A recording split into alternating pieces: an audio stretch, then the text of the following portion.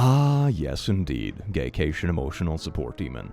It feels good to be back from the hard rock Gaycation. Yes indeed.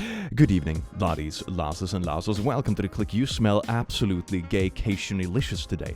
And don't let anyone else lie to you and tell you otherwise. I'm officially back to doing regular everyday stuff, and then you might ask, oh my god, click, what does an everyday look like you after Gaycation? It's reading about insane parents on the internet. Oh yes indeed, back to being chronically online, baby. Enjoy. Well, that was a smooth intro. Let's see if it gets a bit smoother maybe. I haven't worn this shirt in like a long time. Did it get smaller or did I get thicker? Maybe a bit of both. My daughter has estranged me for nearly 7 years. In that time, she got married. I only found out 11 months later. Then they moved to Hong Kong, which I also only found out later. Last year, October, my grandson was born. They kept it secret from me, and I get a stolen picture or two from friends of her mother. So I asked ChatGPT to create a generic picture of us in Hong Kong, and it felt so good seeing us together with my grandson in my arms. Is this just a hidden ad for like AI? Hey there, insane estranged parents. Do you want to be even creepier towards your estranged kids, but you don't know how to Photoshop? And now you can ask ChatGPT to make pictures with looks like you have contact with your kids that you can post to Facebook. Wait, they actually posted the pictures to Facebook. Holy, that wasn't even a joke. Woo AI! Maybe AI can help to bring our kids and grandkids together again. So if you want a pic of your estranged child or grandchild, ask AI to create one wherever in the world you want it to be. Look, here is their original picture with their baby. And here is me, who is estranged, but I snuck myself into the picture using AI. You know, when someone tells you that they don't want anything to do with you, and you try to bypass that consent, it puts you in like stalker, harasser territory real quick. But then you can take it to an even more creepy level by forcefully adding yourself into pictures that they post on Facebook to make it look like you're actually spending time together, but you're not! This is like creepy and invasive in like a weird way I can't even describe. Can you imagine having someone coming after you that you cut contact with and they start posting to Facebook pictures they AI mushed together where you're like meeting up? That's insane. The message my mom sent me after I proclaimed that I was strictly for the pro-choice movement. Blorp, this is kind of a weird question, but I would like to know how many of your babies, grandkids, do I have in heaven? I just wanted to know. Literally none? Oh, okay. Nothing screams supportive parent. Quite like your mom not wanting you to have bodily autonomy. That's what a goodie. You're an awful, hateful daughter. No respect for the one who gave you life. Shame. I am disappointed in you. Automated response. Hi there. Thank you for reaching out. I will be in touch with you as soon as I can. Please note, if you're inquiring about making an appointment or about weddings or events, I am currently on maternity leave. Online booking is closed until September the 1st. I appreciate your patience and I hope to see you in my chair in the fall. You cannot reply to this conversation. Wait a second, this is someone's parent who they went no contact with, who's now trying to spam their like business inbox on Facebook instead. And they just get like an automated business message back instead. That is so funny. And I also find it kind of ironic how they want to take this high horse and be like, you have no idea what it's like to be a parent, but they're literally on maternity leave themselves, which means that, you know, they probably know what it's like to be a parent by now. That's a weird thing to hold over someone's head when they are literally a parent too. Mine recently messaged me through another relative's ancestor.com. My God. They stop at nothing. God, the psycho is real. Ancestry.com. Did your kids cut you out of your life because you're a miserable piece of shit? Well, now you can harass them through DNA or whatever, baby. Booyah! Because you know what they say? DNA strings are thicker than blood. Is that a good am I gonna get sponsored by Ancestry.com now? Maybe that's not a good sales pitch. Mom. Don't call me on Mother's Day again! You and your sister are monsters, and you made me cry like this! Stock photo of woman crying? Okay, like, I would have thought it was unhinged enough if she sent, like, a picture of herself crying, right? We've seen that in past Insane Parents videos where it's like, oh my god, you made your mom cry. Look at this picture I took of her crawling around on the floor crying instead of, I don't know, consoling her or whatever, you know? We've seen stuff like that, which is incredibly unhinged. But somehow he feels even more unhinged to just like send random stock photos of people crying to represent your mood, to manipulate people in a group chat. Literally me right now, stock photo of someone crying. What the fuck? How dare you, monsters? How dare you? What is it they dare? I guess they didn't call on Mother's Day. You both for what you stole from us, you hateful monsters! I mean, I can sort of understand why they don't reach out to you on their own accord. You know, it sort of makes sense. I will never come when I hear you cry again. I never expected to hear from you on Mother's Day anyway. How dare you? Just how dare you call me at 5 o'clock? Wait, so they did actually call on Mother's Day? But was it too late because they called after office hours? Is that what this blow up is about? It's not even that they didn't call on Mother's Day. It's that they called in the afternoon. Is that what it is? She didn't like wake up to the Good Mother's Day messages in the morning. What? Is that it? You can come searching for us. You get your wish. I raise two monsters. Don't want parents? You don't have to have them. I am so sick of this, and I will never come when you cry again. Monsters! I do not love you or Savannah anymore. Gloves off. Live your life. Script flipped. Neither of you deserve us, you hateful children. And know what? You get your wish. I hate you too. I will never reach out again. And then she never texted them again. The end. You sweet summer child, you thought it stopped there. Oh, it keeps going, baby. Neither of you monsters deserve your parents. Go cry, Leo. Please cry. I would cry. You and your sister are monsters. Evil! And in the sober light of day, I wake up with the shame of drunk ruined it again. No, I didn't. You and Savannah did. This is at 5 a.m., this message. Your mom sits awake at 5 a.m. and writes like this. Oh my god. You both have been monsters. Block me again, lol. You are so right. We don't need therapy. Stay in complete denial about the wake of your emotional destruction that you caused. Good for you. And I am so done. Not done enough to stop writing, apparently. You and your sister and her sickening husband have treated us terribly. Monstrous. A lot of monsters in this little text. I kind of want to make one of those, like, what are they called? Word charts? You know, when you get a bubble for each word, and, like, the words are bigger the more often they're used. It's going to be, like, a big monster in the middle. And then it's going to be, like, hate and some of that other stuff and, like, awful, you know? It's going to be great. It's going to be very positive. Sexual monsters. Doesn't even remember when he touched his mother-in-law.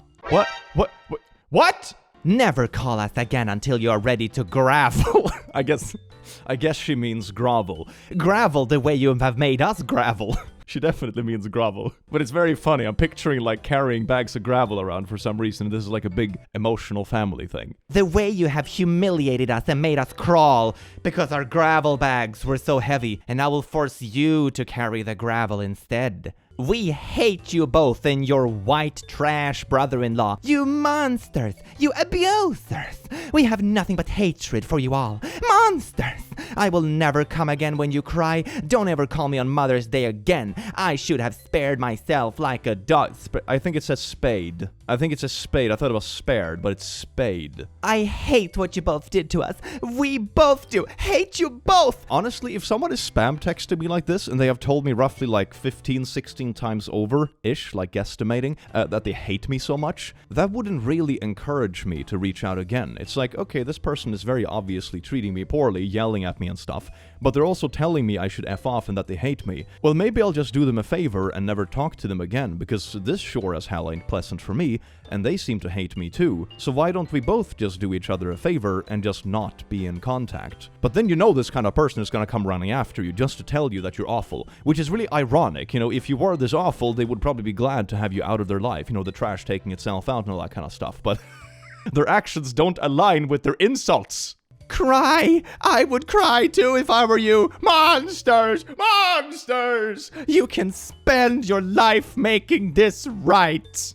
Pass. I am so done being snorkeled at by you. Neither of you deserve us. Go f*** yourselves, you monsters. I still love that there's like a spacing in between every sentence. Like all of this is written like a really shitty poem, without rhyming or anything, you know, and some of it is misspelled, like gravel instead of grovel, which just adds to the quality of this thing. You don't love us, don't have to have us. F you, Leon, and you, and Savannah. Oh, Savannah, I'm not even started in Savannah. Lol, can't wait to see what that brings on herself. You both deserve nothing but destruction for your white privilege, hateful treatment of your parents. Honestly, f you both. But wait a sec, if they are like white and privileged, aren't the parents also white and privileged? Unless they're adopted or something, like isn't that something that they both would have? You know, genetics and those, no? Okay. I will never reach out again. Slide 3 out of 12. Yeah, I sort of caught that too. It was very funny. Have anyone watching this experienced this too? I know I have experienced this a couple of times in my life when someone gets very upset at you in a weird way, but it turns into this weird, like, backwards obsession where they kind of like almost follow you around just to tell you that they hate you. But it's like, if I was this awful, wouldn't you just want me to be gone? Why do you insist on reaching out to me over and over just to tell me how much you dislike having anything to do with me? Like, you're putting yourself in this position. Why don't we both just do each other a favor and we can both just be gone from each other's life? But no, that's not really what they want. They just want to be stinky and hold it over your head, which turns very hypocritical. You should run if someone talks to you like this. Run far away. It's never gonna change. This reads like a Gollum versus Smeagol monologue, lol. So sorry you have such a crazy mom. Oh my god, it really does. You don't love us, don't have to have us. You little. Wait, I kinda lost it. I'm not used to doing Gollum voice while swearing. Lol, can't wait to see what that brings on. Abusive father published an op-ed about me, misgendering me and using my history of mental health issues he ignored against me. Yeah, that sure has all the signs of a good parent. Instead of making sure your kid is doing well and that kind of stuff, you push it to the point where they, like, cut you off, and instead you write toxic articles about them. Jesus Christ, man. Op-ed. My daughter transitioned. Here is why I'm speaking out. Oh, how brave after you pushed it to the point that your kids cut you off. Let's see. On a sunny afternoon in 2021, a few days after Father's Day, my 18-year-old daughter called me. She seemed hurried, nervous. Dad, I just want to let you know I've started HRT, hormone replacement therapy. The words tumbled from her mouth. The floor became unsteady beneath me. Oh, he's gonna make this whole thing about himself, isn't he? That's why he started off with the Father's Day thing, you know? Oh, it was my birthday, and instead of celebrating my birthday, my kid had the audacity to end up in the ER. Disgusting. You know, it's that sort of thing. You know, it's just really unhinged and they make something about themselves. I had hoped it was a phase, a fad. I had told myself she would sort herself out through the vicissitudes of teenage girlhood. That changing names and pronouns, experiments with clothes, and testy attitudes were only symptoms of difficult, awkward adolescence. I cannot possibly convey how hard it is as a dad to speak publicly about this issue, and to share this with readers and the implication and personal cost of doing so. It makes people uncomfortable. Man, he's such a martyr, isn't he? And also, his kid, while writing the story, which was a few years ago, was already 18, right? So they were an adult. I bet this father was also doing that kind of thing where it's like, oh, now they're just a child and you don't understand your choices. But in the next sentence, it's like, oh, you're an adult and now you have to do all these adult things, you know? It depends on the mood and the topic, and they're gonna flip-flop between it. I ask myself about my duty to my child, and about the best thing I could possibly do to serve her, when everyone else in her life is hypnotized or emotionally blackmailed into affirming her sex change. She's an adult now. Yeah, he is. She stands on the other side of the divide, believing that I am the enemy, that I hate her, that failing to affirm her was abuse, and that I failed as a father for loving her girly girl nature as a child. Believing that I am the enemy. I'ma be honest, man, if someone wrote articles about me like this, about my very personal choices, my private struggles, all that kind of stuff, airing it out for the world, and trying to make it seem like it's about them and like they are the victim somehow when they are the ones writing these weird articles about my private life, I would certainly consider them an enemy. I think most people would. It's like weirdly stalkerish behavior and also airing out very private things without the consent of the other person. Yeah, most people would see you as the enemy. This article is really weird.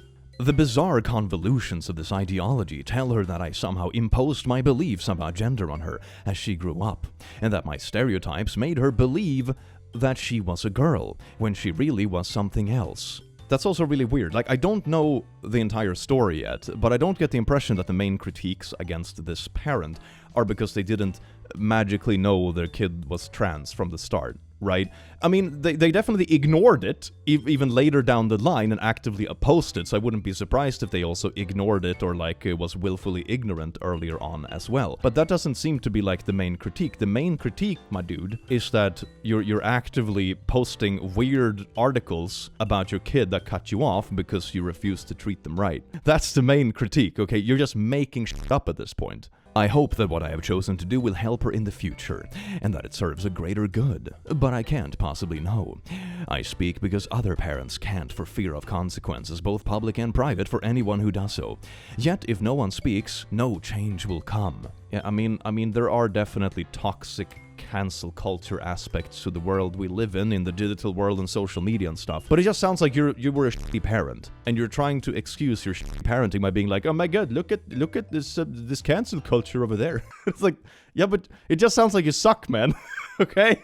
Loving parents across the country are paralyzed, intimidated into silence, and threatened with repercussions for speaking the truth about what's happening with gender in schools. I speak for those who can't speak for fear of alienating children who they remain tenuously connected to, who have all stories like mine. I lay bare my family's struggles to say openly that, like many, my daughter was dragged through a needlessly acrimonious custody battle at a young age, that she was caught in the crossfire common to so many vulnerable kids swept into gender ideology. Like so many, she struggled with mental health issues, self-harming, food, body image, depression, and anxiety, and the challenges she faced growing up. Ah, yes indeed, and as a supportive parent, instead of being there for them when they were going through this, you air it out to the world, proudly putting it on display for anyone to see. That is not how you support anyone, whether they're your kid or anyone else for that matter. This is a really gross thing to do, and they did not consent to having their very personal and real struggles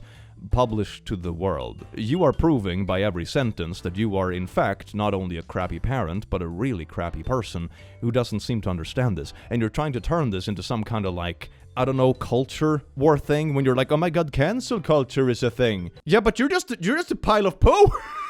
It doesn't change the fact. I share too that she is deeply introverted and imaginative. She's intelligent, creative, and if she could remember, she is loving and gentle and funny and curious. I'm gonna be honest, he probably still is, just not towards you. That seems to be how it goes. I've seen this repeated in many different situations when it comes to, for example, kids that cut their parents off, and the parent will say something like, oh my god, they were so kind, what happened? It's like, well, they are probably still kind, it's just that now you are outside of that circle that they are warm and open to because you didn't treat them right. They haven't changed as a person, they have just changed their relationship to you. 3 years before she called to tell me she was taking testosterone, my daughter, then 15, told me that she couldn't live with me anymore and was going to live with her mother full-time after a decade of shared custody. She said she couldn't be her true self, she couldn't live up to the expectations I had imposed on her, and that she felt unsafe. Oh, okay, I sort of take back what I said before. Then it sounds like the parent imposing stuff on their kid was probably valid criticism, it wasn't something he just made up. Which actually makes it worse, because it's just one more thing on the list that you did wrong. I didn't understand these words at the time, but today I do,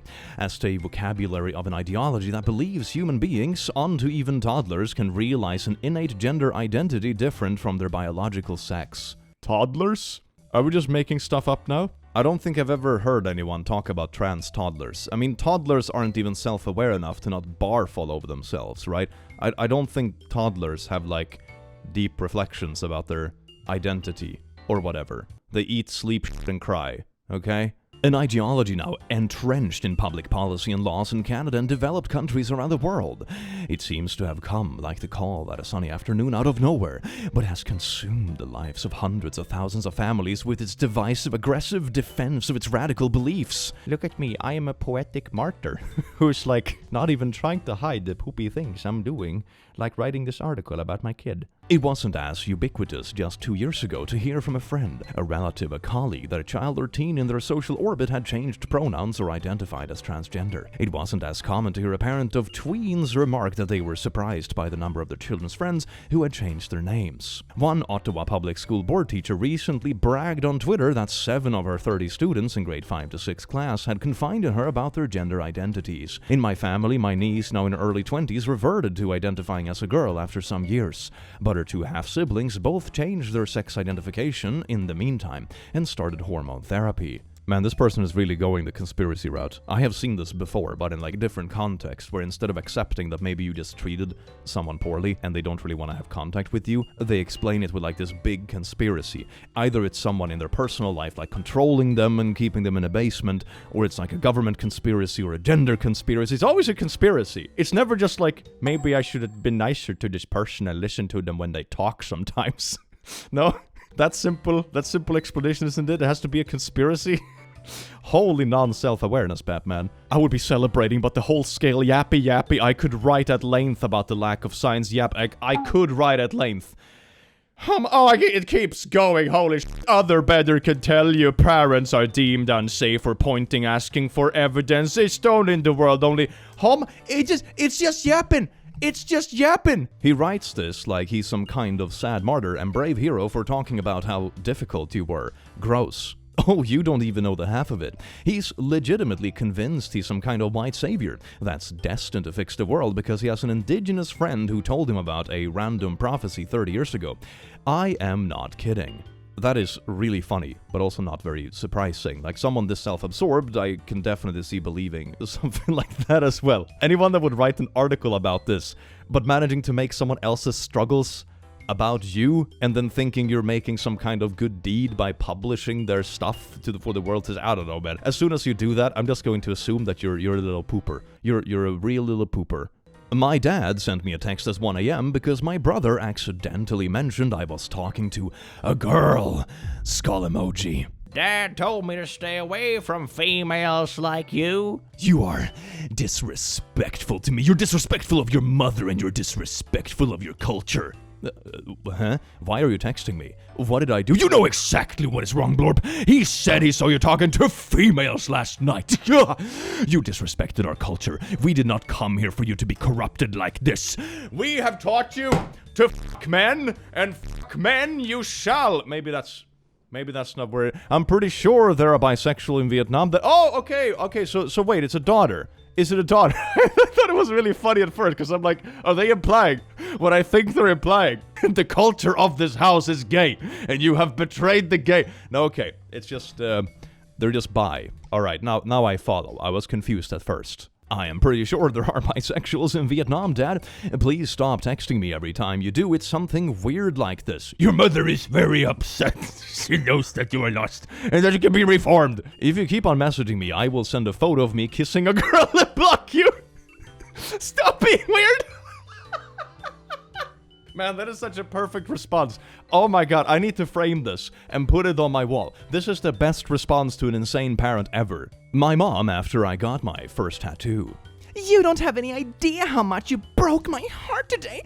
Literally broke my heart. Then how are you still alive? Most people die when their heart explodes. It's not like you can go back to the hair salon and say, change my color. The fucking ink is on you for years. Maybe a lifetime even. It's many years. Oh, that's actually a good comeback. Instead of like, it's not there for years. It's there for my whole life, Mom. And just watch them freak out even more.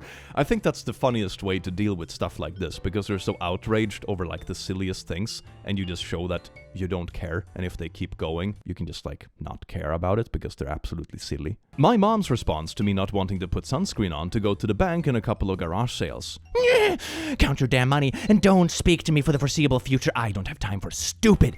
I will speak. You will do. Dinner is off for tonight. Oh, you don't want to go with me to the bank, so I'm not gonna feed my kids? Is that where this is going? Direct everything in the foreseeable future to Dad and look up Asperger's. That's also an outdated term. Someday you can write me a letter of apology. Until then, I say you do, and that will be our relationship. Going forward, I know I have to save you from your stupid self. You lack in common sense, but we don't have to have a relationship. You would have thought they were running like, you know, a crack headquarters from the basement or something like that, you know? But they were just comfortable on the couch and be like, I don't really want to smear myself with sunscreen and go to a garage sale right now, Mom. It's like, it's a Saturday and I want to be lazy. And you get this? My mom said the same to me. Don't speak to me ever again, and then hung up the phone. I have respected her wishes and not spoken to her for 8 years. Not even Christmas, not her birthday, not when we had our first child, nothing. It has been bliss. Man, that sounds kind of nice. And when I say nice, I mean that they're at least not a hypocrite that, you know, basically stalks you just to tell you how awful you are and that they hate you, you know, like the post a little while ago. At least they stuck to their guns when they said don't contact me. That's very nice. Hell yeah. Haven't talked to my dad in a year. Finally asked to get my stuff back. I know you're moving or moved. Do you still have my stuff? I would like to get it at some point. If you don't want to talk, that's fine. I just want to know if you still have my things. You could drop them off or I could pick them up. I'm sorry I haven't talked to you, but I would like an answer. Here's the address. You can pick up your stuff when you want. You took all my stuff to Goodwill? Oh, it's just a link to Goodwill? That's pretty nasty. Can you just throw away someone else's stuff like that? That feels illegal. What a jerk-off move to give you the address to Goodwill. I bet he thought he ate with that one. When he reaches out on his deathbed, give him an address to the closest cemetery. Landfill, not cemetery. Just saying. I asked him what he would think if I got a mullet. You are not getting validation from me. I am not going to be drawn into you playing your mom and me to get what you want. Oh, okay. Yes, it's very disappointing to hear you try and use manipulation to get what you want. This is the behavior that bitchy girls display. I didn't think you wanted to be a girl. Why are you acting like a bitchy one? How about you just focus on being genuine? How about you focus on being you? I love you, kid. I'm sure you're going to find your way. As your parent, I'm going to continue to hold you to being honest with me and yourself. What you're doing is attention-seeking, and that's a girl trait, and it's poor form. There's like so much to unpack in these messages. Like, it's so unhinged. It's like blowing everything up. It's making a mountain out of a little anthill, or whatever the saying goes. It's like weirdly sexist for some reason, and it's blowing it up, claiming to be manipulative and stuff. And all this comes from like getting a haircut. What? Today, my oldest son turns 36. I sent him a gift, left him a voicemail, and texted him, but I won't be hearing back from him. Not even an acknowledgement that he received his present. Why? Because he hasn't spoken to my husband or I in 7 months because we voted for Trump. Okay. I miss him and hope that someday he will come around and realize the damage he's doing to our family by acting this way. My breaking heart is a continual reminder. I know so many of you have similar stories, and I pray that your family members come around as well. I'm not asking him to change in politics, but you can't let it come between family.